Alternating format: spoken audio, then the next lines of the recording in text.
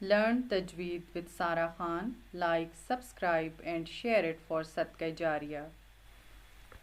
السلام علیکم ورحمۃ اللہ وبرکاتہ ویورز. آج ہم اپنے لیسن میں سورہ الفاتحہ کی بہت ہی خوبصورت تفسیر اور اس کے معنی کو سمجھیں گے.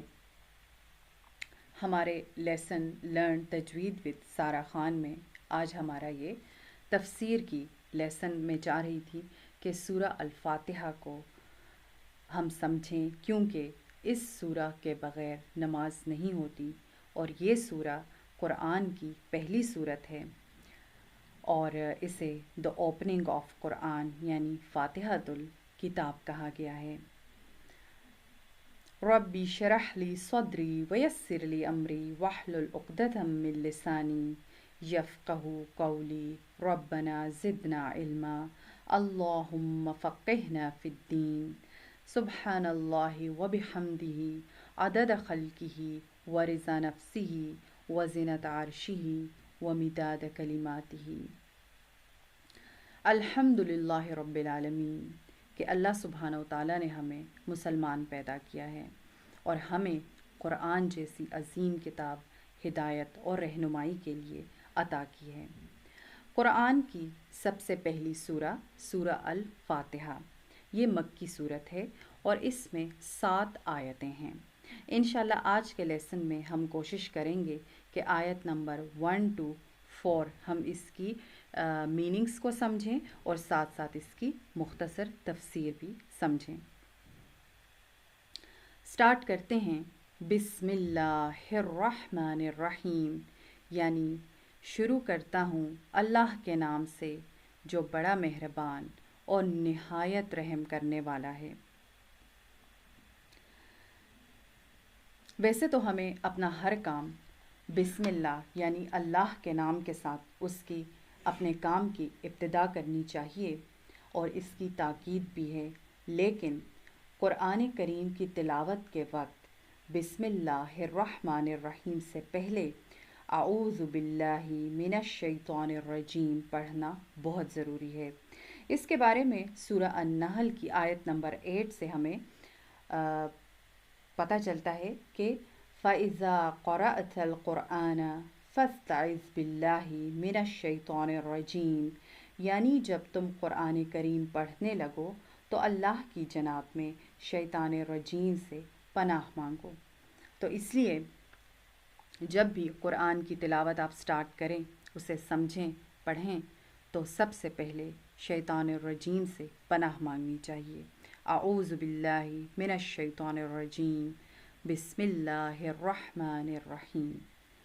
سورہ الفاتحہ کی اس کی جو سگنیفیکنس ہیں جو ہمیں اتھینٹک احادیث سے پتہ چلتی ہیں اس کے بارے میں ہم پہلے تھوڑی سی ڈسکشن کریں گے کہ سورہ الفاتحہ قرآن مجید کی سب سے پہلی صورت ہے اور اس سورہ کی احادیث میں بہت بڑی فضیلت آئی ہے. بیسکلی فاتحہ کے معنی جو ہیں وہ آغاز اور ابتدا کے ہیں، اس لیے اسے الفاتحۃ یعنی فاتحۃ الکتاب کہا جاتا ہے، یعنی دا اوپننگ آف قرآن، کھولنے والی، کتاب کو کھولنے والی کہا جاتا ہے. اور اس کے علاوہ احادیث میں اس کے اور بھی بہت سے نام ہیں جیسے کہ ام القرآن، السبع المثانی، القرآن العظیم، الشفاء، الرقیہ اور رقیہ کا مطلب ہے کہ دم وغیرہ. اس کے علاوہ احادیث میں اس کا ایک اور نام بھی آتا ہے جسے الصلاۃ کہا جاتا ہے. اور الصلاۃ کے بارے میں ایک حدیث قدسی ہے کہ جس میں اللہ تعالیٰ فرماتے ہیں کہ قسمت الصلاۃ بینی و بین عبدی. یہ صحیح مسلم دونوں کی صحیح مسلم کی حدیث ہے، ٹھیک ہے، کہ میں نے صلاۃ یعنی نماز کو اپنے اور اپنے بندے کے درمیان تقسیم کر دیا ہے. تو اس حدیث قدسی میں بیسکلی جو الصلاۃ کا لفظ ہے یہ سورہ الفاتحہ کے لیے آیا ہے اور اس سے مراد سورہ الفاتحہ ہے، یعنی جس کا نصف حصہ اللہ تعالیٰ کی حمد و ثنا اور اس کی رحمت اور ربوبیت اور عدل و بادشاہت کے بیان میں ہے، اور نصف حصہ یعنی باقی کا جو آدھا حصہ ہے اس میں دعا و مناجات ہیں جو بندہ اللہ کی بارگاہ میں کرتا ہے۔ اس کے علاوہ احادیث سے ہمیں یہ بھی پتہ چلتا ہے کہ سورہ فاتحہ کو نماز سے تعبیر کیا گیا ہے، اور سورہ الفاتحہ کے بغیر جو ہے وہ نماز نہیں ہوتی۔ اس کے بارے میں ایک حدیث ہے، حدیث پاک صلی اللہ علیہ وآلہ وسلم ہے کہ لا صلاۃ لمن لم یقرأ بفاتحۃ الکتاب۔ یہ صحیح بخاری اور صحیح مسلم یعنی متفقن علیہ حدیث ہے۔ اس شخص کی نماز نہیں جس نے سورہ فاتحہ نہیں پڑھی۔ تو اس سے ان تمام احادیث سے ہمیں سورہ الفاتحہ کی اہمیت پتہ چلتی ہے کہ یہ بے شک تو چھوٹی صورت ہے، لیکن یہ کتنے وسیع معنی رکھتی ہیں، اور اس کا سمجھنا کیونکہ دیکھیں ہم 5 وقت کی نماز پڑھتے ہیں، لیکن ہم بس رٹا رٹایا جو ہم نے بچپن سے یاد کیا ہوتا ہے اس کو پڑھتے چلے جاتے ہیں۔ تو جیسے کہ نماز کے بارے میں آتا ہے کہ دعا مانگنی چاہیے کہ نماز کو اللہ تعالی ہماری آنکھوں کی ٹھنڈک بنا دیں، تو یہ کیسے ہوگا؟ یہ ٹھنڈک کے الفاظ تبھی ہمیں پتہ چلیں گے، اس کے میننگ تبھی پتہ چلیں گے جب ہم سورہ الفاتحہ کی ٹرانسلیشن اور اس کی جو میننگز میں ڈیپتھ ہے اور اس کی تفسیر وہ ہمیں پتہ ہوگی۔ تو اس لیے ہم انشاءاللہ اپنے اس سلسلے کو آگے بڑھاتے ہیں۔ آگے چلتے ہیں کہ سورہ الفاتحہ جو ہے وہ اور کتنی اہم ہے۔ اب سٹارٹ کرتے ہیں اپنی آیت نمبر 1۔ الحمد، جیسا کہ اسکرین پہ آپ کو نظر بھی آ رہا ہے، ورڈ ٹو ورڈ ٹرانسلیشن۔ الحمد یعنی سب تعریف، للہ کس کے لیے ہے؟ اللہ رب العالمین کے لیے ہے۔ الحمد للہ رب العالمین یعنی تمام تعریفیں للہ اللہ کے لیے ہیں، رب العالمین جو رب ہے تمام جہانوں کا۔ اب جو اس میں ورڈ ہے الحمد، یہ صرف اللہ کے لیے خاص ہے، یعنی تمام تعریفیں صرف اور صرف اللہ رب العالمین کے لیے ہیں، کیونکہ کسی بھی انسان کو اگر اللہ تعالیٰ نے پیدا کیا ہے یا اس کے علاوہ جو بھی چیز اللہ سبحانہ و تعالیٰ نے پیدا کی ہے، اور اگر اس کے اندر کوئی حسن، کوئی خوبی یا کمال ہے، تو وہ بھی کس کا پیدا کرتا ہے؟ وہ اللہ تعالیٰ کا پیدا کرتا ہے۔ تو اس لیے تعریف کا مستحق اصل میں کون ہے؟ وہ صرف اللہ سبحانہ و تعالیٰ ہیں۔ لفظ اللہ جو ہے یہ اللہ کا ذاتی نام ہے، اور الحمدللہ جو ہے یہ کلمہ شکر ہے، جس کی احادیث میں بڑی فضیلت آتی ہے۔ ایک حدیث میں ہے کہ لا الہ الا اللہ کو افضل الذکر اور الحمدللہ کو افضل الدعا کہا گیا ہے۔ صحیح مسلم اور صحیح نسائی کی روایت میں ہے کہ الحمدللہ تملأ المیزان، یعنی الحمدللہ کہنا جو ہے وہ میزان کو بھر دیتا ہے۔ اسی لیے ایک اور حدیث میں آتا ہے کہ اللہ اس بات کو پسند فرماتا ہے کہ ہر کھانے پر اور پینے پر بندہ اللہ کی حمد کرے۔ یہ صحیح مسلم کی ایک روایت سے ثابت ہے۔ دوسرا ورڈ جو ہے رب العالمین۔ اب رب کی جو میننگ ہے، رب وہ کون ہے؟ یعنی رب جو ہے وہ خالق بھی ہے، مالک بھی ہے اور مدبر بھی ہے۔ یعنی رب کے معنی یہ ہیں کہ اللہ سبحانہ و تعالیٰ نے جتنی چیزیں پیدا کی ہیں وہ ان کا خالق ہے، ان کا مالک ہے، اور مدبر یعنی ان کی ضروریات کے بارے میں تدبیر کرنے والا کون ہے؟ وہ صرف اور صرف اللہ سبحانہ و تعالیٰ ہے۔ یعنی اللہ تعالیٰ نے جو بھی چیزیں پیدا کی ہیں تو ظاہر ہے ان کو پیدا کر کے اس نے چھوڑ نہیں دیا، ان مخلوقات کو اپنی زندگی رواں دواں رکھنے کے لیے جتنی ضروریات ہیں وہ سب اللہ سبحانہ و تعالیٰ پہنچاتے ہیں، اور پھر ان ضروریات کی تکمیل کو پہنچانے والا بھی صرف اور صرف اللہ سبحانہ و تعالیٰ ہیں۔ اس کے بعد ہے عالمین، یعنی جو رب ہے تمام عالمین کا۔ اب یہ جو عالمین کا ورڈ ہے اس میں تمام عالم آ جاتے ہیں، یعنی اللہ سبحانہ و تعالیٰ نے جتنی مخلوقات پیدا کی ہیں ان سب کا رب صرف رب العالمین ہے، اور اللہ سبحانہ و تعالیٰ نے جتنی مخلوقات پیدا کی ہیں ان تمام مخلوقات کی جنسیں بھی الگ الگ ہیں۔ مثلا عالم جن لے لیں آپ، عالم انس لے لیں، عالم ملائکہ، عالم حیوانات لے لیں، عالم چرند پرند لے لیں۔ ان تمام مخلوقات کو کس نے پیدا کیا ہے؟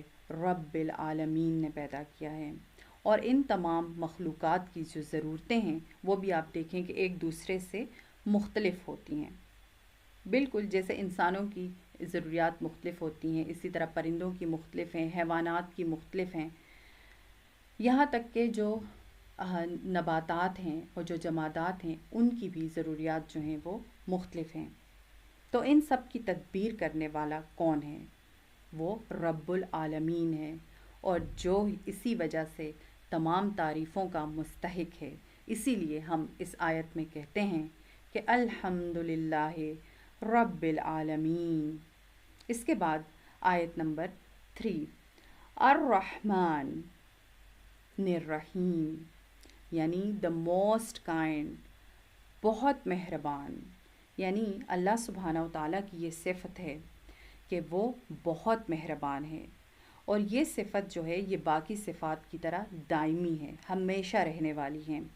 اس کے بارے میں بعض علماء کہتے ہیں کہ رحمان میں رحیم کی نسبت زیادہ ایگزیجریشن ہے، اس میں زیادہ مبالغہ ہے، اس لیے رحمان الدنیا والآخرہ کہا جاتا ہے۔ لیکن اب دیکھیں کہ دنیا میں ہم دیکھتے ہیں کہ رحمت جو ہے اللہ سبحانہ و تعالیٰ کی وہ عام ہے، اور کیسے عام ہے؟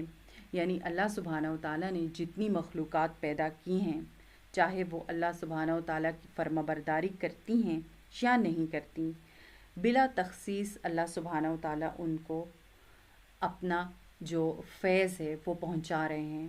یہ رحمان کی صفت ہے کہ وہ کافر و مومن سب کو اپنے فیض سے فیضیاب کر رہے ہیں، لیکن آخرت میں یہ اللہ سبحانہ و تعالیٰ جو ہیں وہ صرف رحیم ہوں گے، یعنی اس کی جو رحمت ہے وہ دنیا میں تو بلا تخصیص کافر و مومن، فرمانبردار اور نافرمان سب کے لیے عام ہے، لیکن آخرت میں رحمت کس کے لیے خاص ہوگی؟ آخرت میں رحمت صرف اور صرف مومنین کے لیے خاص ہوگی، صرف اور صرف ان لوگوں کے لیے خاص ہوگی جو کہ دنیا میں فرمانبرداری سے سر تسلیم خم کیے ہوئے تھے۔ تو اس لیے دعا مانگنی چاہیے کہ اللہم اجعلنا منہم، اللہ سبحانہ و تعالی ہمیں دنیا میں فرمانبردار و نیکوکاروں جیسا بنا دیں اور ان کا ساتھ عطا فرمائیں، آمین۔ اب دیکھیں دنیا میں جیسے کہ مکافات عمل کا سلسلہ ایک حد تک جاری رہتا ہے، لیکن آخرت میں جو ہے وہ اس کا ظہور ہوگا، یعنی دنیا میں اگر آپ دیکھیں جو نافرمانی بھی کرتے ہیں اور جو نیک کام نہیں بھی کرتے ہیں، اگر ان پہ کوئی مصیبت، کوئی مشکل یا پریشانی آتی ہے تو وہ اپنے اسباب اختیار کر لیتے ہیں، وہ تمام اتھارٹیز مال و دولت، پیسہ، حسب و نسب کا واسطہ دے کے کسی کو اپنی جان چھڑا لیتے ہیں، یعنی ان کو اس طرح سے پنشمنٹ نہیں ملتی۔ لیکن آخرت میں کیا ہوگا کہ تمام اختیارات کا مالک صرف اور صرف اللہ سبحانہ و تعالیٰ ہی ہوگا۔ آخرت کا دن ایسا ہوگا کہ جس میں نہ تو انسان کا مال، نہ اس کا جاہ و جلال، نہ نسب اور نہ ہی اس کا پیشہ کام آئے گا اس کو چھڑانے کے لیے۔ اللہ تعالیٰ اس روز فرمائے گا کہ لمن الملک اليوم، یعنی آج کس کی بادشاہی ہے؟ پھر وہی جواب دے گا، یعنی کون جواب دے گا؟ پھر اللہ سبحانہ و تعالیٰ ہی اپنے جلال میں جواب دے گا کہ للہ الواحد القہار، یعنی صرف ایک غالب اللہ کے لیے ہی ہے تمام بادشاہت۔ اسی سے ریلیٹڈ سورہ الانفطار کی ایک آیت ہے کہ یوم لا تملک نفس لنفس شیئا والامر یومئذ للہ، یعنی اس دن کوئی ہستی کسی کے لیے اختیار نہیں رکھے گی، سارا معاملہ اللہ کے ہاتھ میں ہوگا، اور یہ ہوگا جزا و سزا کا دن۔ یعنی سورہ الفاتحہ کی جو آیت نمبر 4 ہے کہ مالک یوم الدین، یعنی جو مالک ہے، کس کا مالک ہے؟ جو کہ مالک ہے جزا و سزا کے دن کا۔ تو اب جزا و سزا کے دن سے کون سا دن مراد ہے؟ جزا اور سزا کے دن سے مراد آخرت کا دن ہے۔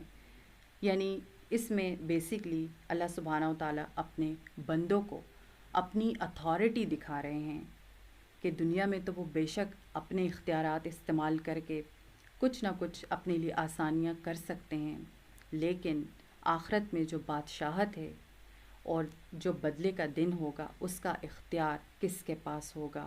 مالک یوم الدین، مالک جو انسان کا رب ہے، اس کے پاس ہی تمام اختیارات ہوں گے۔ تو یہ تھی ہماری آج کی تفسیر کی کلاس، اور انشاءاللہ ہم اس سلسلے کو آگے لے کے چلیں گے۔ آج ہم نے 1 سے لے کے آیت نمبر 4 تک جو ہیں وہ آیت نمبر 3 تک ہم نے پڑھا ہے اس کو، اور انشاءاللہ ہم اس کو آگے بھی لے کے جائیں گے۔ تو دعا میں یاد رکھیے گا۔ السلام علیکم، اللہ حافظ۔